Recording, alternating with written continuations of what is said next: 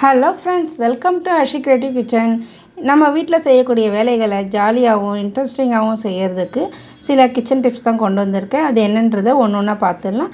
அதுக்கு முன்னாடி நீங்கள் இந்த சேனலுக்கு புதுசாக இருந்தால் சேனலை சப்ஸ்கிரைப் பண்ணிவிட்டு சப்போர்ட் பண்ணுங்கள் ஃப்ரெண்ட்ஸ். நான் சொல்கிற இந்த டிப்ஸ்லாம் உங்களுக்கு பிடிச்சிருந்தா ஒரு லைக் போட்டு உங்கள் ஃப்ரெண்ட்ஸுக்கு யாருக்காவது யூஸ் ஆகும் அப்படின்னா நிறைய ஷேர் பண்ணி விடுங்க. நம்ம அடுப்பில் வானலியை வச்சு பொரியலோ இல்லை குழம்போ செய்கிறதுக்கு முன்னாடி அந்த வானலியை கழுவிட்டு வைப்போம். அந்த மாதிரி கழுவிட்டு வச்சாலும் அதில் இருக்க ஈரமானது நமக்கு காயறதுக்கு வரைக்கும் கேஸ் வீணாக போகும். அந்த மாதிரி இல்லாமல் இருக்கிறதுக்கு இது மாதிரி ஒரு துணியை வச்சு அந்த வானலியை தொடச்சி எடுத்துட்டோம்னா சீக்கிரமாக குக் பண்ணுறதுக்கு அது ரெடி ஆகிடும். இதனால் நம்மளுக்கு கேஸும் மிச்சமாகும், டைமும் சேவ் ஆகும். வானலி டக்குன்னு சூடாகி நம்மளுக்கு குக் பண்ணுறதுக்கு ரெடி ஆகிடும். நெக்ஸ்ட் இப்போ என்னன்றதை பார்க்கலாம். நமக்கு கிச்சனில் இருக்க மிகப்பெரிய வேலையே இந்த அடிப்பிடிச்ச சாமானை கழுவுறது தான். அதில் ஒன்று இந்த பால் பாத்திரமும் டீ பாத்திரமும் தான்.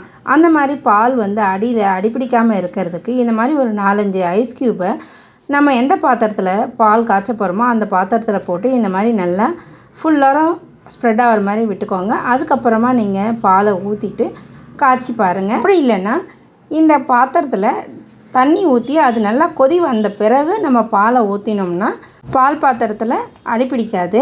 இதே டிப்பு நம்மளுக்கு டீ போடுறதுக்கும் யூஸ் ஆகும். டீ என்னமோ அடிப்பிடிச்சிருந்தால் நம்மளுக்கு கழுவுறதுக்கு ரொம்ப சங்கடமாக இருக்கும். அதுக்கு இந்த டிப்பு ரொம்பவே யூஸ்ஃபுல்லாக இருக்கும். எப்பயுமே பால் பாத்திரத்தில் நம்ம தண்ணியை ஆட் பண்ணிவிட்டு தான் பால் ஊற்றி காய்ச்சணும், வெறும்னே காய்ச்சக்கூடாது. நெக்ஸ்ட் டிப் பார்க்கலாம் வாங்க. எப்போதும் நம்ம ஒரே மாதிரி டீ போட்டு ஒரே மாதிரி நம்ம வேலைகளை செஞ்சுட்டு இருந்தோம்னா ரொம்ப போர் அடிக்கும் இல்லைங்களா?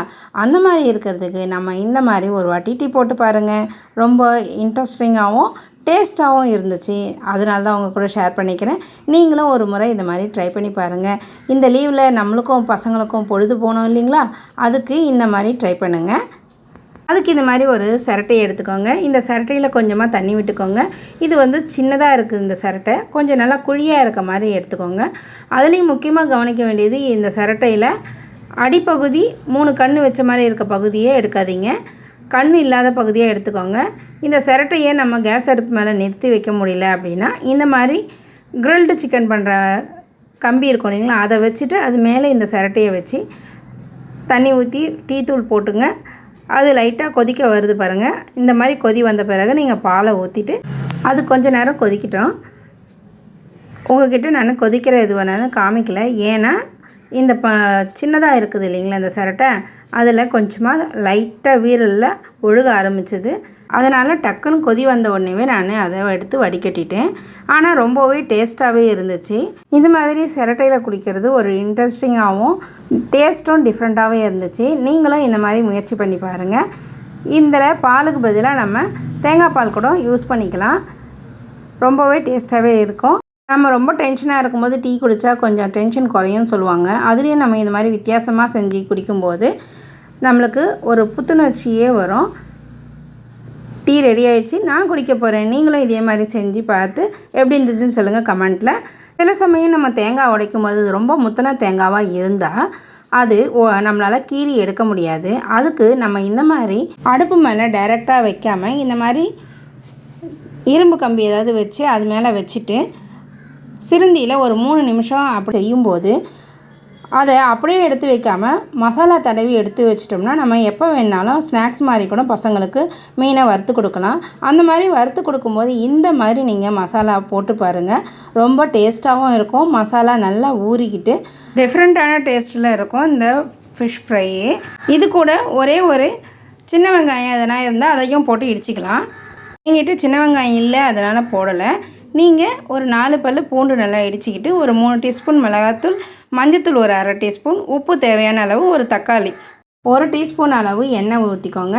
கூடவே ஒரு பழுத்த தக்காளி எடுத்துக்கோங்க. அது எல்லாத்தையுமே இந்த தக்காளி மசாலா எல்லாத்தையுமே கையால் பிசைய முடிஞ்சால் பிசைஞ்சிக்கோங்க. இல்லைன்னா கீரை கடையிற மத்தால் அதை நல்லா நசுக்கி விட்டுக்கோங்க. அப்படி இல்லைன்னா மிக்சியில் கூட நீங்கள் போட்டு அரைச்சிக்கலாம். ரொம்ப டேஸ்ட்டாகவே இருக்கும். மிக்ஸி ஜாரில் போட்டு நல்லா அடித்து எடுத்துக்கோங்க. அடித்து எடுத்துக்கிறதுல நம்ம கழுவி வச்சுருக்கிற மீன் எல்லாத்தையும் ஒன்றா போட்டு கலந்துக்கோங்க. கலந்துட்டு எந்த அளவுக்கு நீங்கள் செய்ய போகிறீங்களோ அதை மட்டும் எடுத்து வச்சுக்கிட்டு மீதி எல்லாத்தையும் நம்ம ஃப்ரிட்ஜில் போடும்போது இந்த மீன் நல்லாவே ஊறிக்கிட்டு இருக்கும். எப்போ வேணாலும் நம்ம இது மாதிரி எடுத்து செய்யலாம். அதே மாதிரி இந்த மாதிரி ஊறிட்டு இருக்க மீனை மறுநாள் எடுத்து செய்யணும் அப்படின்னு சொல்லி எடுக்கும்போது இந்த மாதிரி ஐஸ் கட்டி மாதிரி இறுகி போயிருக்கும். அந்த மாதிரி இறுகி இருக்கும்போது அதை டக்குன்னு மெல்ட்டாக வைக்கிறதுக்கு நம்ம சுடுதண்ணிலாம் வச்சிடக்கூடாது.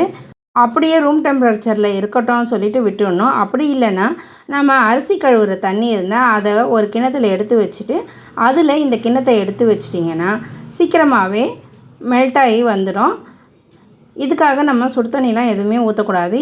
இப்போ நம்ம அரிசி கழுவுற தண்ணியை கீழே ஊற்றுவோம் இல்லைங்களா, அது வேஸ்ட்டாக தான் போகும். அதுக்கு நம்ம இந்த மாதிரி செஞ்சுக்கலாம். இப்போ பாருங்கள், நல்லாவே ஐஸு போயிட்டு இப்போ நம்ம வறுக்கிறதுக்கு ரெடி ஆகிடுச்சு.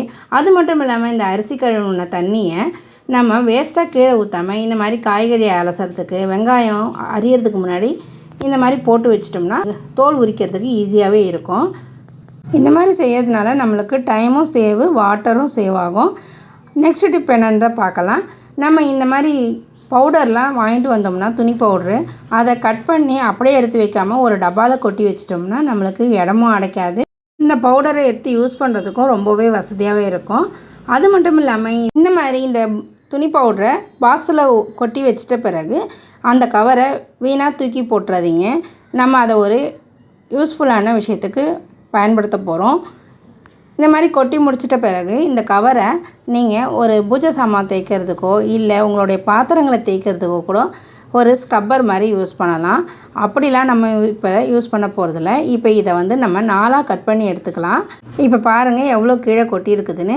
இதை வந்து இந்த கவரை கட் பண்ணும்போது அதுலேருந்து கொட்டினது தான் இது.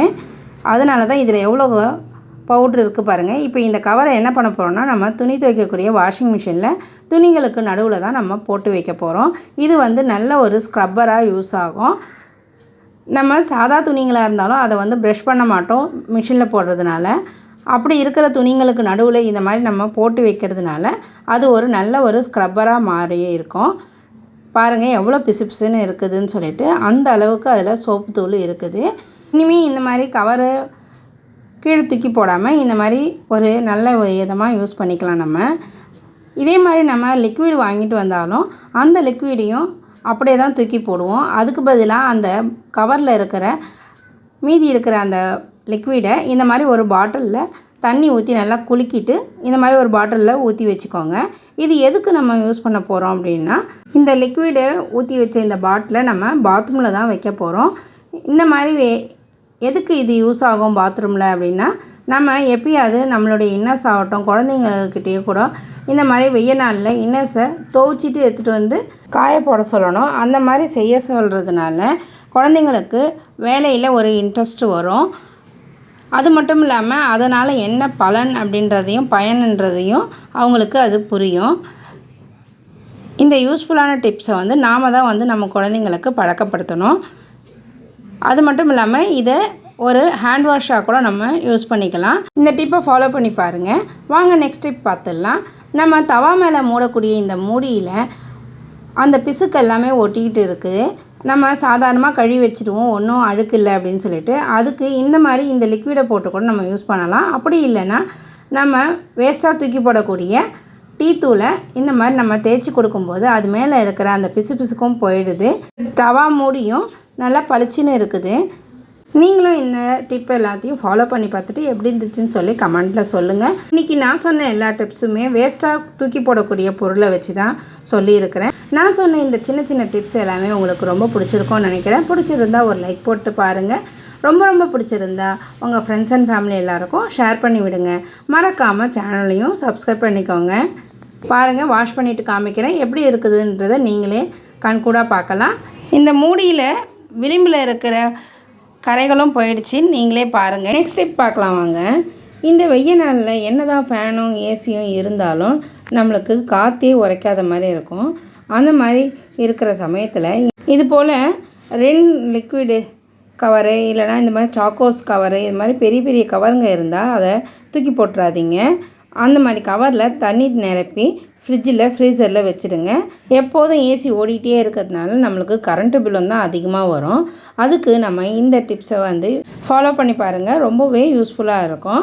இந்த மாதிரி கவர்களில் நம்ம தண்ணி நிரப்பி ஃப்ரிட்ஜில் வச்சு ஐஸ் கட்டி ஆக்கி வச்சுருக்கிறதுனால இதை நம்ம வந்து பெட்டுக்கு பக்கத்தில் ஒரு சேர் போட்டோ இல்லைனா ஒரு கீழே ஒரு மேட்டு மாதிரி போட்டு கூட அதில் இந்த மாதிரி ஒரு பக்கெட்டியில் தண்ணி நிரப்பிக்கோங்க. இந்த பக்கெட்டில் வைக்கிற தண்ணி வந்து பெட்டு பக்கத்தில் தான் இல்லை, ஃபேன் காற்று படுற மாதிரியான இடத்துல கூட நீங்கள் இதை வச்சுக்கலாம்.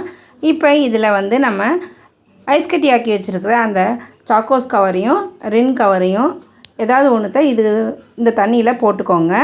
இந்த மாதிரி திக்கான கவரில் நம்ம தண்ணி பிடிச்சி அதை ஐஸ் கட்டி ஆக்கிறதுனால அந்த ஐஸ் கட்டி வந்து நீண்ட நேரத்துக்கு உருகாமல் இருக்கும். இப்போ இதை நம்ம இந்த தண்ணியில் போட்டுடுவோம். போட்டுட்டு அது மேலே இந்த இஞ்சி பூண்டு இடிக்கிற இந்த கல்லை வந்து அது மேலே போட்டுடுங்க. அப்போ வந்து அந்த கவர் வந்து மேலே மிதந்து வராமல் இருக்கும். அது மட்டும் இல்லாமல் அது இஞ்சி பூண்டு கல் கருங்கல் அப்படின்றதுனால அது சில் தன்மையை ரொம்ப நேரத்துக்கு தக்க வச்சுட்டுருக்கோம். அதனால் நம்மளுக்கு நீண்ட நேரத்துக்கு இந்த கவரும் மேலே வராது. இந்த சில் தண்ணியில் ஃபேன் காற்று பட்டு வரதுனால சீக்கிரமாக சில்லுன்னு ஆகிடும். இந்த கவரில் இருக்கிற ஐஸு உருகிற வரைக்கும் இந்த கல் வந்து உள்ளவே இருக்கும். அதுக்கப்புறமாவும் அந்த சில் தன்மையை இந்த கருங்கல் ரொம்ப நேரத்துக்கு ஈர்த்து வச்சுருக்கோம். அதனால் நம்மளுக்கு வந்து ஃபேனையை கூட நீங்கள் ஆஃப் பண்ணிவிட்டு படுக்கலாம், அந்த அளவுக்கு சில்லுன்னு இருக்கும். ட்ரை பண்ணி பாருங்கள். இந்த டிப்ஸு ரொம்பவே யூஸ்ஃபுல்லாக இருக்கும். இந்த சம்மர் சீசனில் இந்த டிப்ஸு வந்து எல்லாருக்குமே ரொம்பவே யூஸ்ஃபுல்லாக இருக்கும். ஏசி இல்லாதவங்க வீட்டில் கூட நீங்கள் இதை பயன்படுத்தலாம். இதனால் நம்மளுக்கு பல ஆயிரம் ரூபாய் மிச்சமும் ஆகும். ட்ரை பண்ணி பாருங்கள். நான் சொன்ன இந்த டிப்ஸ் எல்லாம் உங்களுக்கு ரொம்ப யூஸ்ஃபுல்லாக இருந்தால் சேனலை சப்ஸ்கிரைப் பண்ணிவிட்டு பக்கத்தில் இருக்க பெல் ஆப்ஷனில் ஆல் கொடுத்துக்கோங்க ஃப்ரெண்ட்ஸ். தேங்க்ஸ் ஃபார் வாட்சிங். பாய்.